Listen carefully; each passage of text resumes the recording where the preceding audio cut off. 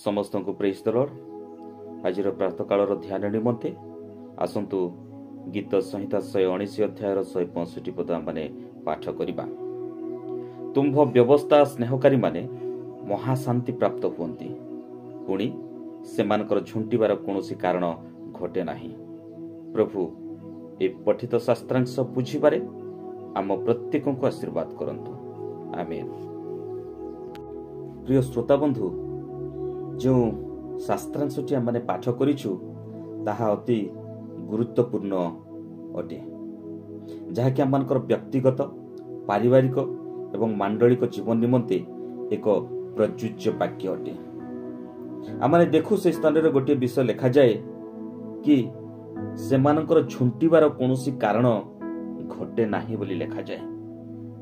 तेबे मो स्थान रे गोटे विषय कहबा निमंते चाहे, ईश्वरंकर वाक्य को जो माने प्रिय ज्ञान करंती से माने महान ईश्वरंक ठारू महान शांति भोग करिवे एवं से सेमानकु सुरक्षा करिवे।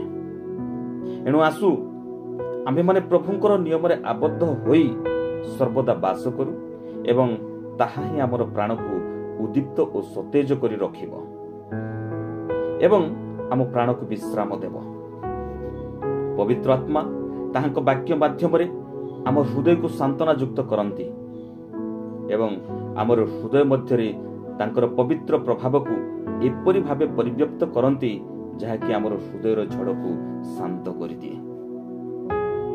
जो मनुष्यर हृदय रे ईश्वरंकर वाक्य प्रचुर भावे संचित अछि, से कौनसी विषय द्वारा तार गति पथ बाधा प्राप्त हेब नाही। से प्रत्येक दिन आपणार क्रूस बहन करी अग्रसर हुए एवं ताहा पई क्रूस बहन आनंददायक हुए। यह द्वारा से एक अग्निशम परीक्षा को अतिक्रम करने निमंते प्रस्तुत होई थाए।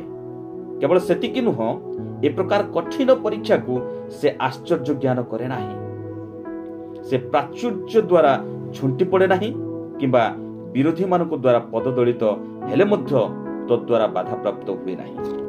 कारण से एही पार्थिव जीवन समस्त बाहिक परिस्थिति रे ऊर्ध्वरे वास करे। जेतेबेले तार प्रभु ताकू विश्वासर कठिन परीक्षा मध्य दे गमन करांती, से बचसा न करे एवं कौनसी प्रश्न न पचारि ताहाकू नीरवरे ग्रहण करिनिए। ता निमंते ईश्वरकर इच्छा और विधान सकल सबुठारु अधिक गुरुत्वपूर्ण एवं से आनंद रे ताहा ग्रहण करे। एणु ईश्वरकर वाक्य को प्रिय ज्ञान करुथिबारु से केबे हे झुंटी पड़िबो नाही। एणु आसु आम्भे माने प्रत्येक प्रति मुहूर्त रे प्रति प्रभात रे आमने ईश्वरकर वाक्य को ध्यान करू एवं ताहांकर वाक्य को आम्भे आपणार हृदय मध्य रे संचय करू। तेबे एही वाक्य ही आम्भमानक निमंते एक पथ प्रदर्शक हेबो। प्रभु एही अल्प शिक्षा दे आम प्रत्येक को आशीर्वाद करंतु।